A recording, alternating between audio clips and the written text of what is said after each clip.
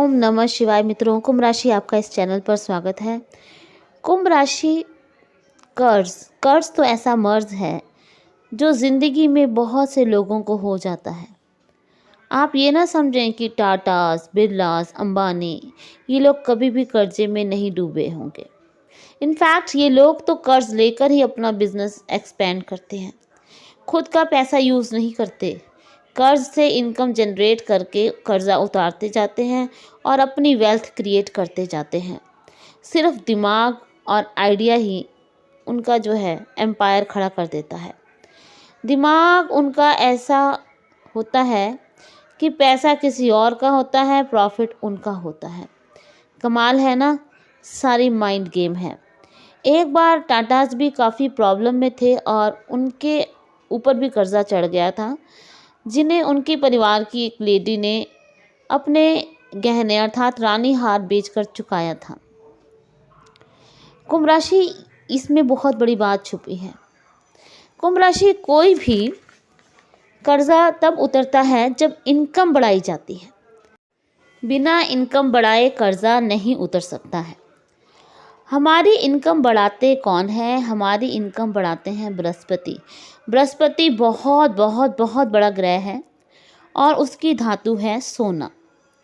सोना एक ऐसी धातु है कि जिसे हम जितना मर्जी पीट लें ये फैलता जाता है लेकिन नष्ट नहीं होता है। एक बार एक व्यक्ति ने अपने जीवन की घटना शेयर की कि कैसे उसने अपने आप को कर्ज से निकाला, कैसे बृहस्पति ने उसकी मदद की, भगवान विष्णु की मदद उसे मिली। वह व्यक्ति काफ़ी परेशान था और भगवान के मंदिर गया तो मंदिर में उसे एकदम एक विचार आता है कि तू अपना गहना जो है वो गिरवी रख, लेकिन बेचना मत। मित्रों, पहले के समय में बेचने का बहुत ज़्यादा प्रचलन था, पर अब तो बहुत सी ऐसी एजेंसीज हैं, बैंक्स हैं जो गोल्ड लोन देते हैं। उस व्यक्ति ने अपना सोना जो था वो गिरवी किया और उस गोल्ड से उसने सारा गोल्ड जो है उसने गिरवी नहीं रखा, थोड़ा सा गोल्ड उसने जो है उसमें से गिरवी रखा और अपना लोन चुकाया, एक कर्ज चुकाया। फिर बृहस्पति का उपाय उसने जारी रखा और वह करता रहा हर वीरवार को। फिर उसके पास पैसा आया तो उसने गोल्ड अपना छुड़ा लिया। फिर उसने वही गोल्ड फिर दोबारा गिरवी रखा और उस बार भी उसको जो पैसा मिला उसका उसने लोन उतारने में प्रयोग किया और उसके बाद धीरे धीरे उसको भी छुड़ा लिया। वह बार बार ये काम करता रहा, अपना गोल्ड जो था वो गिरवी रखता छुड़ाता और साथ में बृहस्पति का भी उपाय करता रहा। तो बृहस्पति ने लगभग 1.5 साल में उसका सारा लोन उतार दिया। उसने उस लोन के लिए सिर्फ थोड़ा सा ही गोल्ड यूज़ किया था गिरवी रखने के लिए, जबकि और उसे ही बार बार यूज़ किया।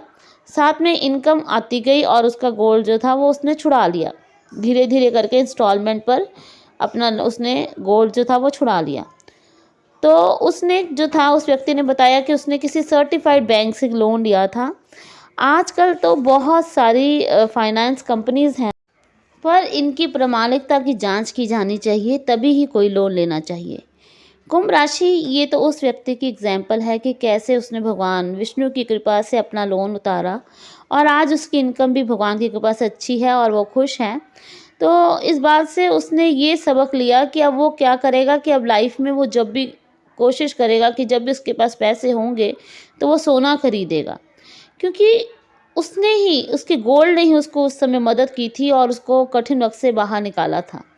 तो कुंभ राशि को भी गोल्ड में इन्वेस्टमेंट काफ़ी मदद करती है।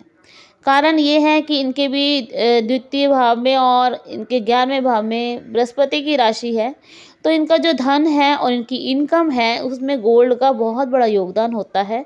इसलिए मैंने ये आपसे बात शेयर की है, क्योंकि हर व्यक्ति जो है उसके बाप दादा मदद करने के लिए हमेशा जीवित तो नहीं रहते।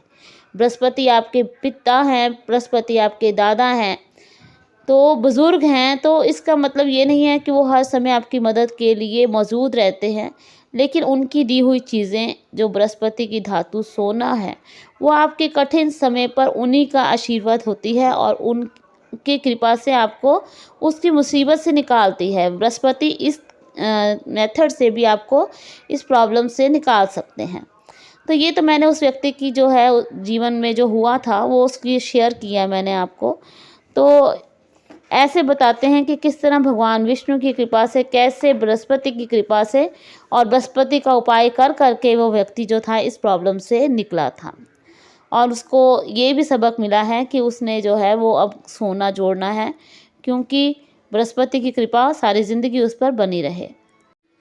उम्मीद करती हूँ कि ये जानकारी आपको यूज़फुल लगी होगी। अगर आपको ये जानकारी यूज़फुल लगी हो तो चैनल को सब्सक्राइब ज़रूर करें और कमेंट में ओम नमः शिवाय ज़रूर लिखें। धन्यवाद।